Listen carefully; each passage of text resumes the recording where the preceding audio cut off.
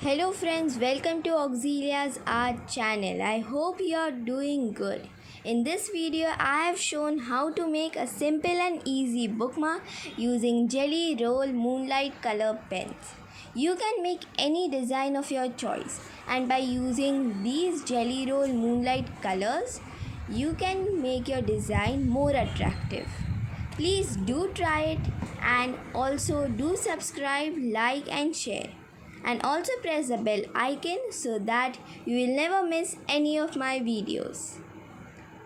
So let's begin. Thank you.